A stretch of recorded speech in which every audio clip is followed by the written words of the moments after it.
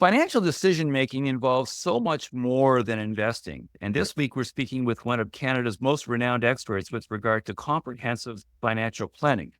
Think about things like, do you have the right amount of insurance? Do you have the right kind? What have you done to integrate your tax planning? Have you thought about passing things on to your kids? What if you have a corporation? There's a whole bunch of things that people need to think about that go into making better wealth decisions. And we'll be talking about that this week. Make Better Wealth Decisions, a podcast that explores how financial advisors' blind spots can harm your investments.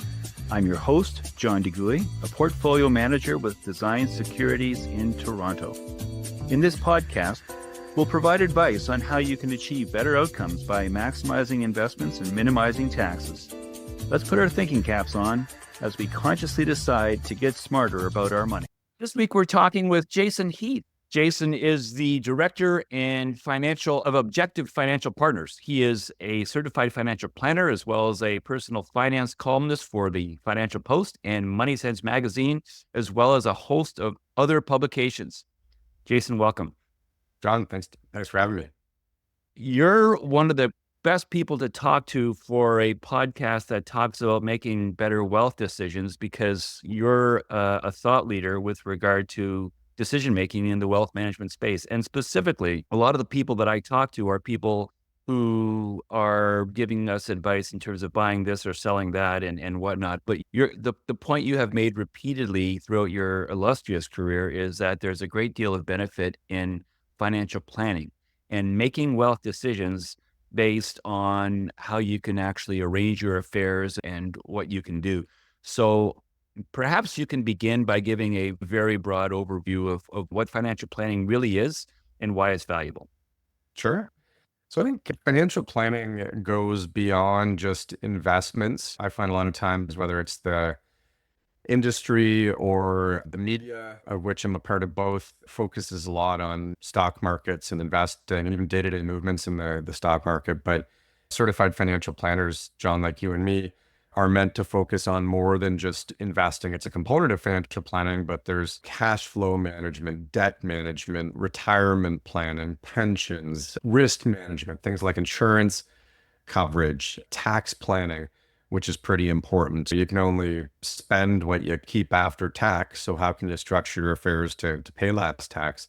Estate planning, how do you transition assets to the next generation? So I think financial planning goes far beyond investments and investing. And I think that the financial industry generally seems to be moving more and more away from a focus on investments. They're important, they're a means to an end, of course, but I think wealth planning needs to go far and beyond. And certainly one of the things that I notice all the time is that asking people, is your will up to date? Do you have a power of attorney in place and for property and personal care? Do you have the right amount and the right type of insurance? These are really basic, fundamental questions. But I have found, I used to be on a TV program called Market Call on BNN, and all they would ever ask me about, I would always say, well, get the callers to ask me some questions about personal finance. And the questions were always, well, what do you think of this ETF? And it's like, geez Louise, like, I don't know how long it's going to take for people to understand that there's so much more to making better decisions with regard to their personal finances than just what to buy and what to sell and what the market outlook is. So I'm obviously in strong agreement with you. People talk about their financial planning decisions. Should people have a sole point of contact when they're making their wealth decisions, or should they farm things out to different specialists? Well, it's a good question. I find that a lot of the education that happens from within the industry tends to be along the lines of how do you become your client's financial quarterback? How do you make sure that you're the main person that they're talking to? So I do find that a lot of the internal advice encourages advisors to be that main point of contact. I think it depends. There's different people who approach things quite different. I actually prefer collaborating with others, and we don't sell investments. We don't sell insurance. We just provide financial and tax and estate planning. And I find the majority of our clients actually have investment professionals that they work with. I think there's a bit of a misunderstanding with the fee for service industry, which I'm a part of, that self-directed investors are the most likely people to work with us, but I don't find that's the case.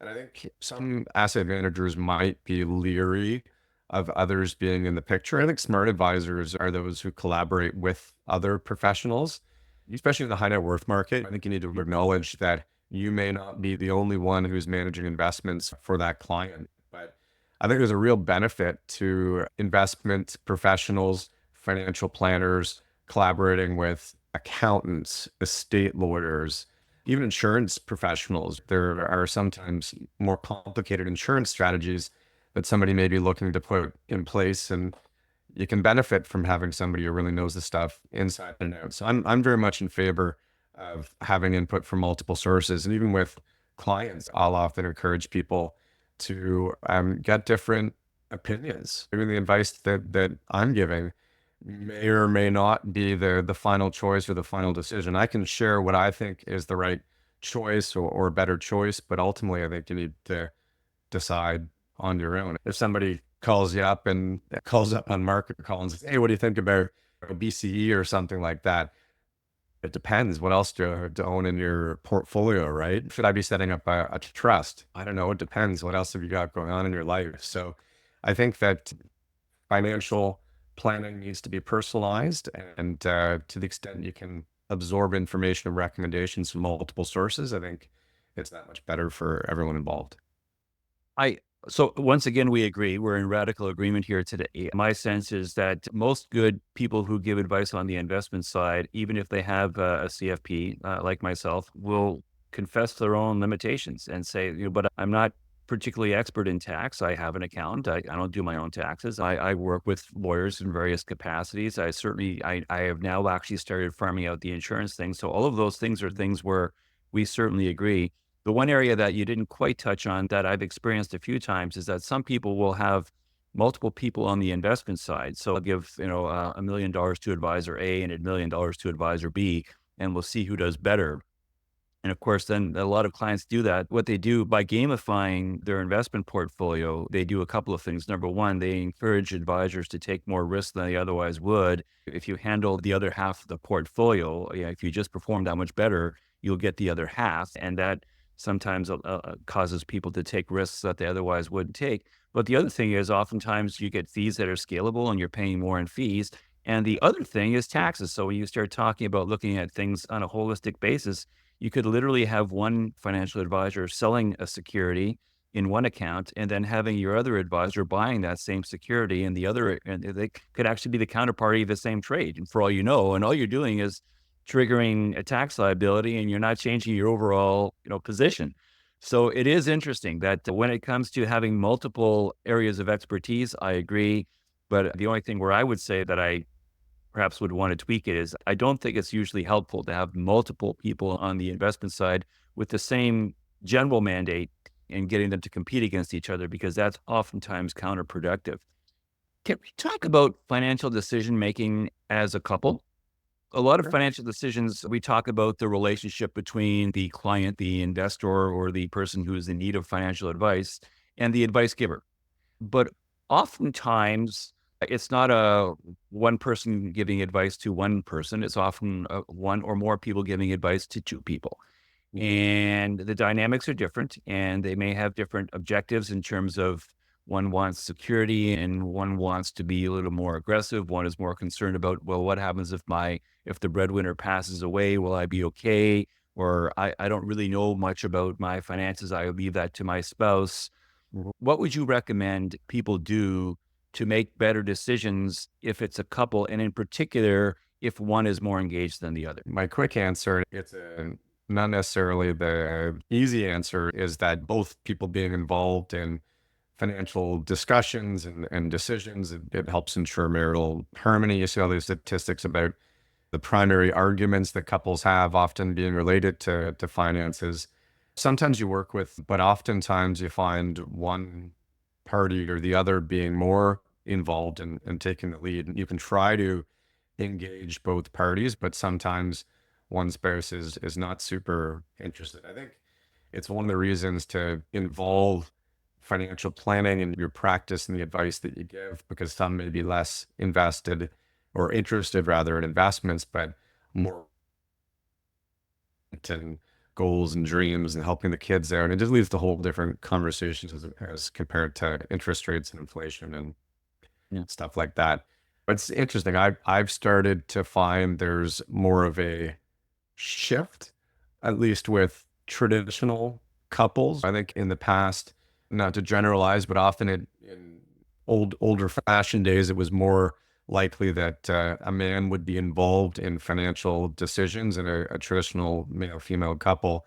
I find that's changing, particularly with younger clients, where I feel like it's flipped to a certain extent. I think it's great that you've got more people that are coming to the table in terms of seeking out financial advice, but I really think you want to have some involvement by both parties. There might be a benefit to delegation, like you do what you need to do, and you do one party might be better at doing one thing versus the other. But I think that there's a benefit to having both parties involved. I've worked many times and have been involved with couples where one spouse dies and the survivor was not really involved in even paying the bills, let alone making financial and investment decisions. And it can be tough to re-educate or educate yourself if you haven't been doing it all the way along. So I think to the extent advisors can encourage couples to be involved together, and to the extent couples can Mhm. proactively try to be involved, there's a definite benefit for sure.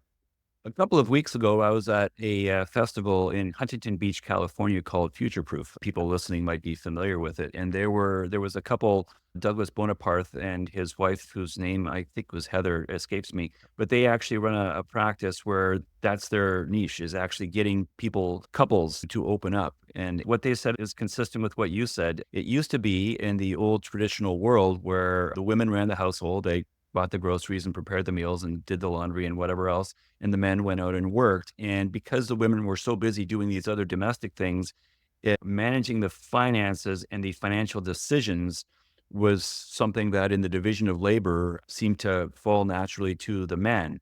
And I Mhm. think you're exactly right that part of the reason why it's becoming more egalitarian in 2024 is that women are just as inclined to work oftentimes as the men are. And so that rationale for the division of who does what falls by the wayside because now they're both going 9 to 5 or whatever, and they both have careers. And there's no reason why the old rationale for dividing things the way they did no longer holds. Mhm. Certainly, from my experience, whenever you have a couple, oftentimes I'll have someone who will be the more engaged of the two, Yep. and as you say, it's typically the man, but not always. And I'll get an email from that one person, and that person, usually it's a guy, will have a question for me with regard to the finances. And that person would not have copied the spouse. And I make a point all the time when I respond to that question to copy the spouse so that there's, Yeah. first off, so that no one can accuse me of playing favorites Yeah. but also what it's important in terms of getting buy-in. Mhm. And I'm not suggesting that people who ask questions and who come looking for financial advice and trying to make decisions are nefarious. That they're just, I've got a question, I'm going to ask my guy. My Mhm. guy's going to give me the answer. But it's like, yeah, but if it's a question that concerns you and your spouse, why aren't you copying your spouse? And then maybe you talked about it, but the only way that the advisor can be sure that the spouse is actually in on it or even aware of the entire exchange is to copy the spouse. Because if you respond and work on the assumption that the person who asked the question will share the answer with the spouse, that might be false. In fact, it might actually have been the sort of thing that was done surreptitiously and behind the spouse's back. And you'll never know if you don't get the spouse involved. Mhm. Let's talk about children.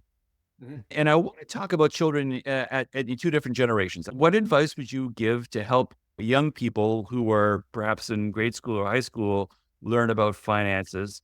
And then fast forward a generation or two, and what advice would you give to boomers who have aging parents in trying to facilitate and smooth out whatever decisions need to be made for end of life and maybe a long-term care and whatnot for the next generation, and of course, intergenerational transfer. So Sure. one question with two different generations. Yeah. Look, I can chime in a perspective and a professional one. Personally, I'm in that sandwich generation. I've got three teenagers. My wife and I've got aging parents. My oldest in particular has taken interest in investing. And it's funny because I opened up an account for him. I put bought four investments. I bought some Apple shares, I bought some Tesla shares, I bought some Bitcoin, I bought some, not because I'm big into cryptocurrency or anything like that, but it was stuff he was interested in.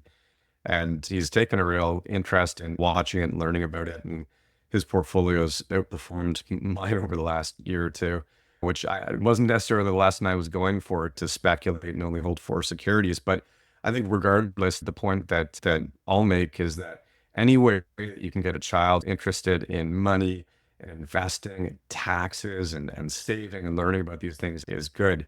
And I think it's really important that young people these days, I think they just need to be even more in tune with how important decisions they make early on impact them over time. Getting a credit card when they're 18 and overspending, or becoming accustomed to a certain lifestyle where they're spending a lot on discretionary stuff. I think it's going to make it really hard, particularly given cost of living and real estate in Canada right now.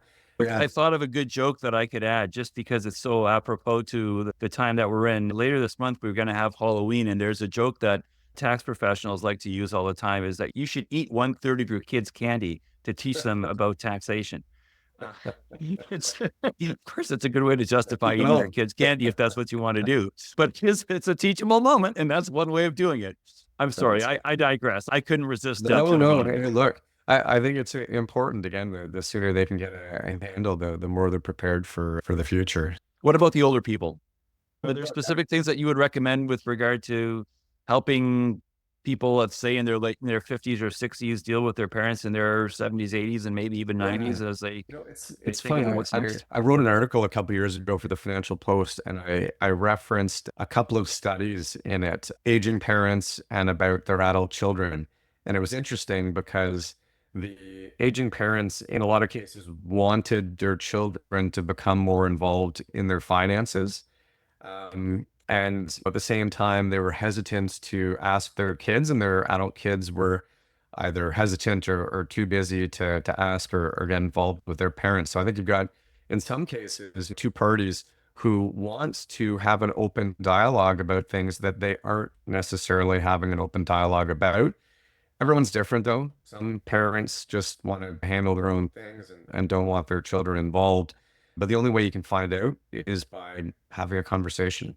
And I think that it's important to do so from a couple different perspectives. There may come a time where a child needs to get involved with their parents' finances. You want to make sure they've got up to date powers of attorney, they've got, up to date wills and other estate planning documents in place. In my own situation, my mother, despite me being a financial planner and being very out there and in the media and stuff like that, and lots of people who are willing to take my advice. It's funny with my own mother. I can remember a couple times talking to her about her own investments, and she had no interest in taking advice from someone she no doubt saw as her little boy.